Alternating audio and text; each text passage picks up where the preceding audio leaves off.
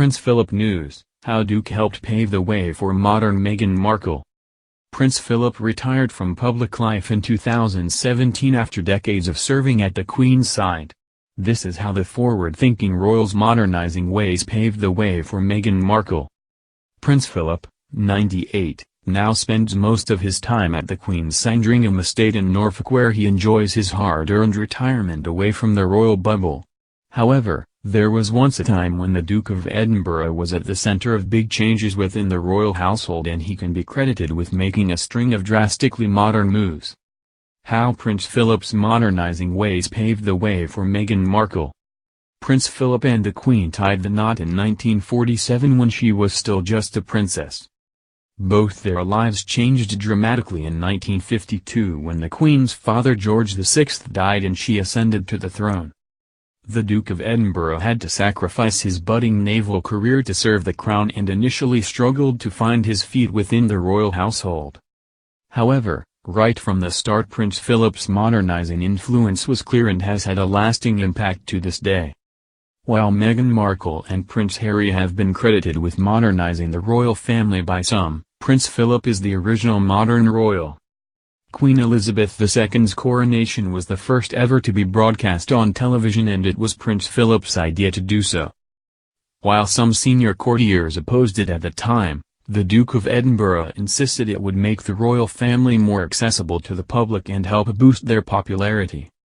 Other big changes initiated by Prince Philip included his insistence royalty and staff no longer had their meals cooked in separate kitchens at Buckingham Palace, saving huge amounts of money and waste. Perhaps most famously in 1969, the Duke persuaded the immediate royal family to take part in a BBC documentary about their day-to-day life. While millions tuned in to watch the special royal family film, it was poorly received, with many feeling it demystified the royals and only agitated public feeling against them. This led to the Queen withdrawing it from the air in 1972, and it hasn't been shown in public since. Season 3 of Netflix drama The Crown chronicles the making of the royal family documentary and shows Prince Philip, played by Tobias Menzies, to be the energetic force behind it. Menzies has spoken about his role and hailed Prince Philip as a modernizer. He said, "I was struck that he seems to be a man with lots of different sides and has a great deal of contradiction in him. You could argue that his position is part of a more traditional, reactionary institution, and yet within that he is a modernizer.